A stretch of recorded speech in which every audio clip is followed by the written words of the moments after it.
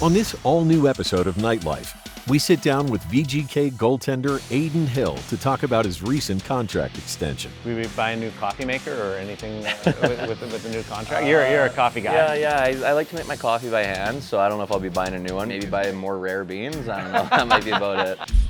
And we catch up with Director of Hockey Administration, Katie Bettinger, to talk about her role within the VGK organization. What we try to do here is make it as much of a family as possible. And what I try to do is make it a place and be that point of contact for our families when they're here.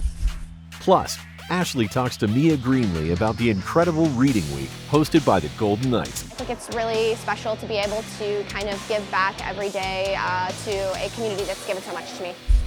All of that and more this week on Nightlife.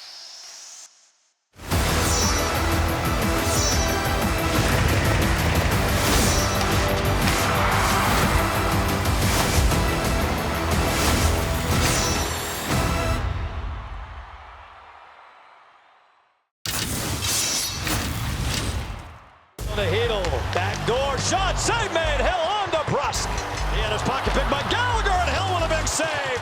Rotates it down, the new hook pass at the skate of Carlson, and Hill denies Doc. Carlson fights through, cutting in front of backhand, and Hill made the save. Down low, Joshua save, rebound and a save, Hill on Soder. His biggest of the night. Connor looking, shot and a glove save, Hill. His best of the game on Paul Connor. Welcome into an all-new episode of Nightlife, coming at you exactly 1 week after Aiden Hill signed a contract extension with the Golden Knights, so they'll keep him here in Vegas for 6 more seasons. That's why our own Darren Millard sat down with the netminder to talk about the present and the future. How would you describe this season for you coming into a contract year, but you also have 4 nations? There was a lot going on this season.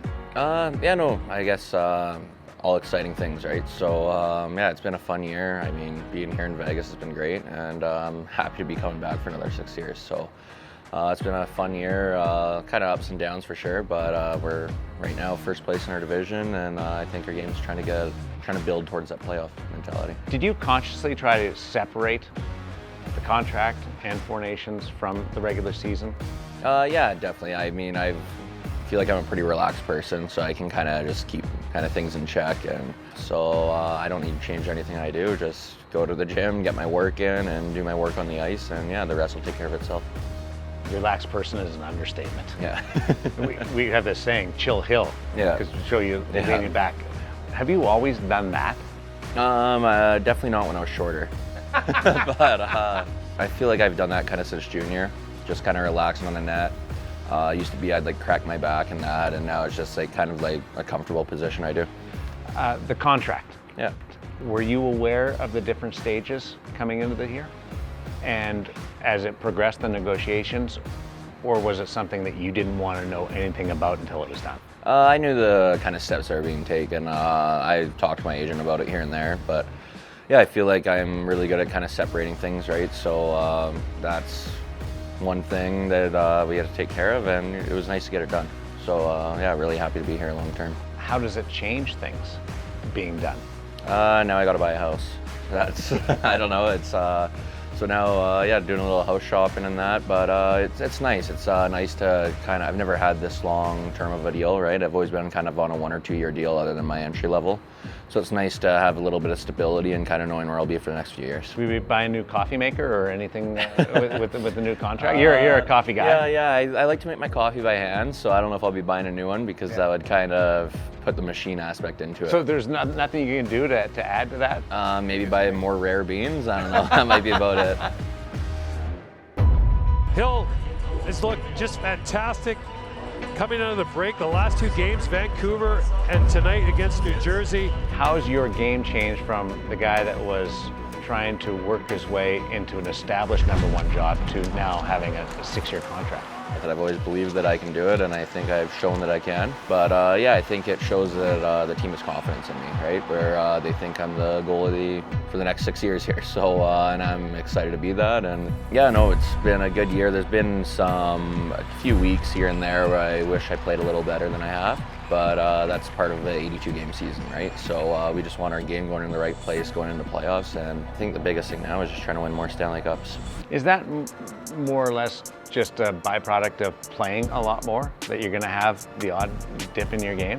Yeah, I think a part of that, and then obviously I always want to be better. So there's certain games this year where I'm like, okay, that one need to be better, and I think if I can just kind of learn from that, because this has been my first full healthy season so far since playing this many games, right? Obviously I wasn't getting hurt when I was younger, but now I got kind of the workload with that. So I think being able to build off now having that workload and being like, okay, if I can have 5 extra games where I'm a little bit better next year, and then that'll kind of make the stats continue to get better and our team will be better. We see you and Sean Burke talking during practice. Yeah. What are you guys working on? Just reminders. I feel like we both have a pretty good sense of my game now and what it looks like when I'm playing my best hockey. What does that look like? I think simple, patient, not moving around too much, good rebound control, and yeah, a lot of it is just simple reminders like, hey, maybe be a little more narrow in your stance, a little more patient, move a little less, right? If I'm chasing the play a little too much, getting out of my crease. So yeah, it's just simple reminders, and I feel like we just work well together. We're on the same page on everything. Is that hard to do? Move less? Yeah, it can be, especially if you give up a goal or two. The instant thought is I gotta do more, try harder, work harder, but it's not always the case, especially. And I think when I'm playing my best, the game looks easy. You did change your off season a little bit. Yeah. Strength and flexibility. How do those two things work together? Yeah. Because they seem to be very different. Yeah. So I guess your whole life you're like, okay, I can get stronger, lift weights, and if I stretch, I'll be flexible, right? But then I guess in those end ranges of being flexible, which you do on the ice as a goalie, you have to develop strength from those positions. So kind of a lot of more kind of Pilates type of movements and stuff like that with strength training to just try and strengthen those individual muscles when they're having to work when I'm on the ice. You talked about the goal to win the Stanley Cup. Going through the 4 Nations and that experience and 2023, where would you say your level of anxiousness, nervousness, excitement would be compared to 3 years ago, before you went through all that, going into a stretch run like this? Yeah, I'm excited. I mean, it's confidence of knowing that I've done it before. Our team here has done it before, most of our team. We've still got a lot of the same core pieces. So maybe in a way it takes pressure off a bit because we already have won a cup. So it's not like we got to go win our first one, but we have the experience to ride the highs and lows and try and win another. And also, I still haven't played in a Game 7, so I wouldn't mind trying that once. You want that? I think it'd be cool. I don't know, a do or die game, one game, take all. I mean, obviously, if you can win a cup without going to a Game 7 like we did last time, is pretty ideal. And growing up as a kid, you play street hockey with yourself, you're imagining winning the Stanley Cup, whether you're a forward or a goalie, you're always thinking about overtime Game 7, right? Kind of that big moment, or in an Olympic tournament or something like that, the 4 Nations goes to overtime, it's winner take all, it's next goal, right? So I think those moments are pretty cool and pretty special, and they create good memories. The community here, is Vegas home? Yeah, for the next 6 years for sure. Yeah. So I love Vegas. I love it here. The town's great. The city loves us. Feel the fans during the games. Even before I played here, when I was playing with other teams, you come to Vegas and you're like, wow, this crowd. The building's into it. They love their team. They love their hockey team, and it's a great town. You're 15 minutes away from anything you want to do, and just really convenient. The weather's nice. So yeah, I don't know. I have a place back home in Calgary, and I'll have a place here. I don't know, it's a 6-year deal, maybe sign another few years after that and retire. Golden Knight would be a pretty cool thing if we could get there one day. Time for our first break on Nightlife. Coming up next, Ashley sits down with Director of Hockey Administration, Katie Bettinger, to talk about the importance of making sure the players' families are taken care of. They're on game night, making sure everyone avoids traffic issues, gets parked at the arena okay, is able to come to warm-ups. Don't go anywhere. Nightlife on Scripps Sports. We'll be right back.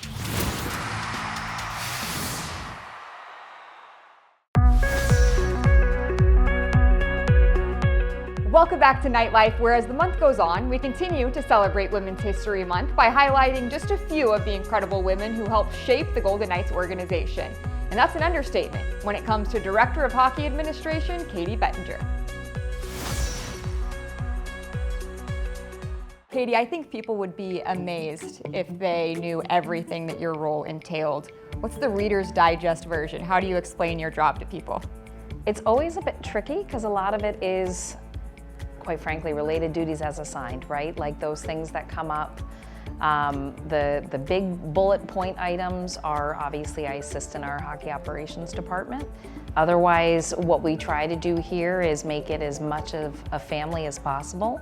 And what I try to do is make it a place and be that point of contact for our families when they're here where, you know, I've got guests coming on game night, where do we go? Or what does it look like getting to the arena tonight?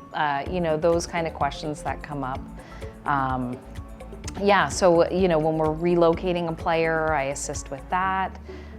It really just truly is whatever's happening during the rhythm of the year and then whatever those needs are that come up day to day. As much as you are a professional in hockey, I know you're also a hockey fan. You've always been very passionate about the game. How would you describe the journey that led you to this point? You know, for me in college, I was an English major, and so I was basically just looking for what can I do to add this love of sports to my major and find a career. And fortunately, started at the Washington Capitals. You know, had the good fortune to meet George McPhee, already a legend in the business, and then equally one for who he is as a leader and the way that he treats people, and just, you know, you can't help but want to be a part of that and learn from someone like that as you grow in the industry. So what was your reaction when you get the call from George McPhee that said, come to Vegas, we want you here? To be honest, it was one of those things where, you know, as the team was awarded and everything else, it was like, would the pieces fall together?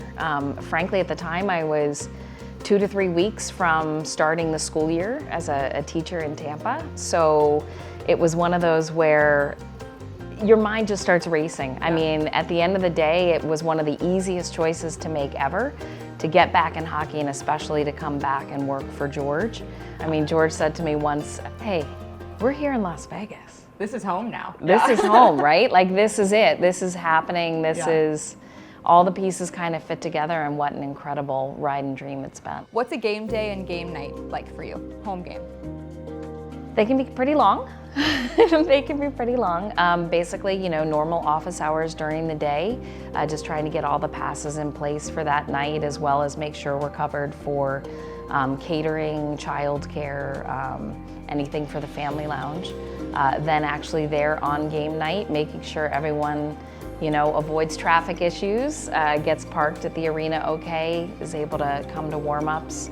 And then during the game, you know, if any needs arise or if there's any sorts of issues, just the normal troubleshooting, and of course trying to take in as much of the game as I can in the interim. I know you have a very strong group of women who have been around you throughout your career, from counterparts with other teams to mentors that you've had. What have those relationships meant to you, the other women in hockey that you've met along the way? Just the absolute world. Like on a given day, like, we do tend to be somewhat siloed in that we're working with everyone, but at the same time, the nature of our work is so unique to us. So when you have those questions come up, the person you call is the person doing the same thing at another job. And I've been fortunate enough now to really grow these close relationships where, you know, we want all of our success. You know, obviously we want our teams to succeed maybe a little bit more than theirs. But we want to help if we can, and it's just meant so much to be able to just bounce things off of someone else. Yeah, there's so many incredibly talented women and men throughout the league that, you know, it's just so helpful to know I can pick up the phone and bounce something off of them, and likewise they know they can call me if they find themselves in a bit of a bind. So with that in mind, what advice would you give to any girls or women who want to be sitting in a position like you're sitting in one day? We're all teammates. So what are those things that you can do to help someone else out? What are those ways that you can fill a role that maybe is needed? There's no straight line. as far as, getting to where you want to go. But at the end of the day, if you're willing to work at it, I don't see why anyone can't be where they want to. And you are an incredible teammate. Thank you for always being that and being a great role model to everyone. And most importantly, thank you for chatting with us today. Well, thanks for having me.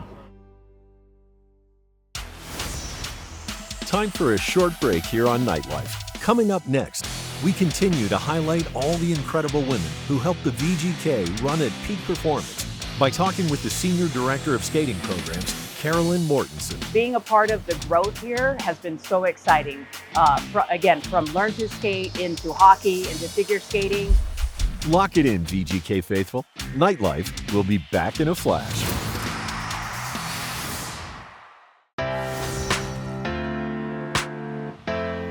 Welcome back to Nightlife from an always busy City National Arena. And part of the reason it's always poppin' is because of the Director of Skating, Carolyn Mortensen.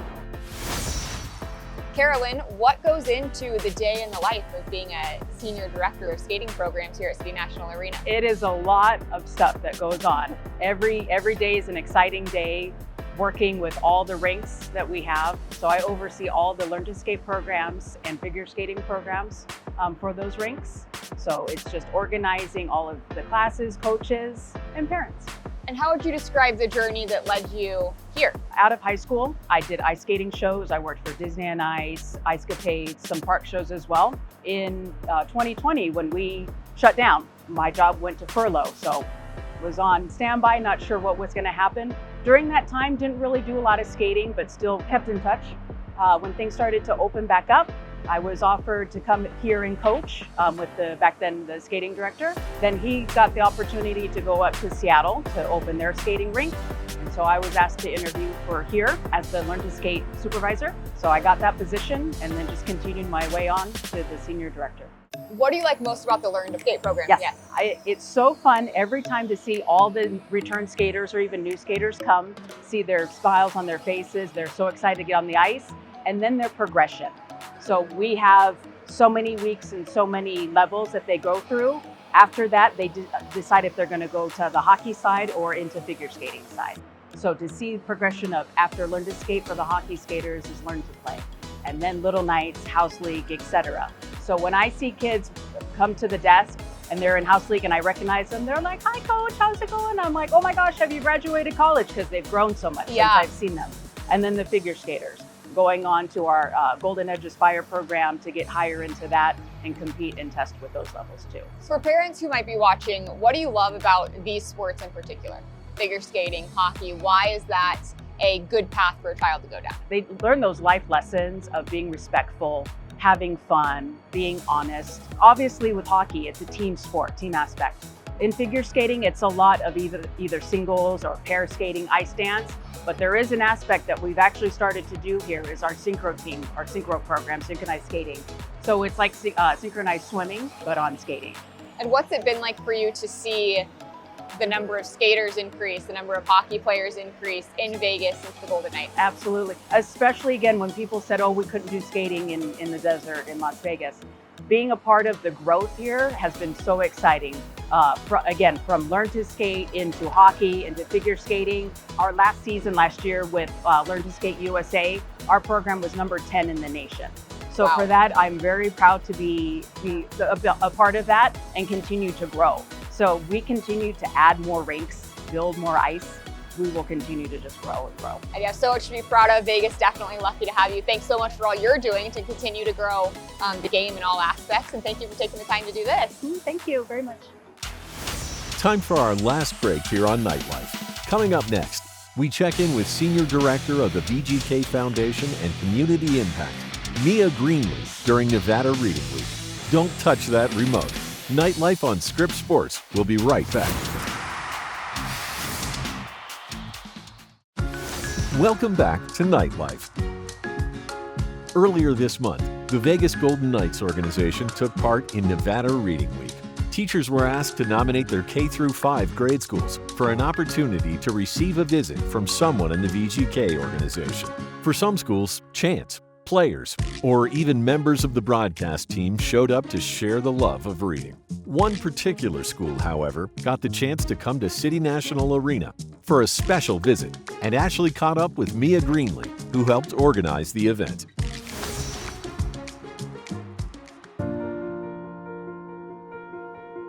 Well, this is Mia, another person who plays such a critical part in the Golden Knights' involvement with the community, but I want you to describe what you do in your own words, because what I say doesn't quite do it justice. Yeah, well, I guess it really changes on a day-to-day basis, but we are supporting the community pretty much in the best way that we can every day. We support what the team wants to do, pretty much through our giving pillars, and today you'll see that we are supporting them through Nevada Reading Week. Yeah, so what is going on today? Yeah, so we have a 4th grade class out from Hackathorn Elementary School, and Ashley is going to read to them, and then afterwards they're going to watch practice.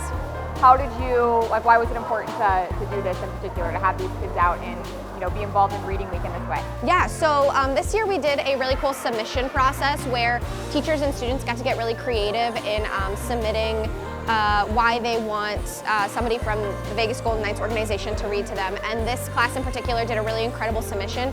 So we wanted to reward that by having them out on a field trip and get the opportunity to watch practice. What is your favorite part of your job? Wow, I think just being able to give back to the community that I came from. I'm from Las Vegas, so I think it's really special to be able to kind of give back every day to a community that's given so much to me. Being from Las Vegas, what does it mean to you to not only be part of, this professional sports team that's, become such a big part of this community, but even to work in sports in general, to see the success of the Golden Knights, as a local, what does it mean? I mean, it means everything. It's really interesting growing up here and not having really sports be a part of your life at all to having it be your life in general. I think it's been really cool to see the team bring the community together. I think that's just been a really special thing for me. Thanks so much, Mia. I know you got some kids to tend to. Yes. I got to go read, so thanks for this. Good luck the rest of the day. Thank you. Thank you, VGK! Well, that does it for this episode of Nightlife, but be sure to tune in next week for an exclusive look at the Henderson Silver Knights that I promise you don't want to miss. We'll see you next time right here on Scripps Sports.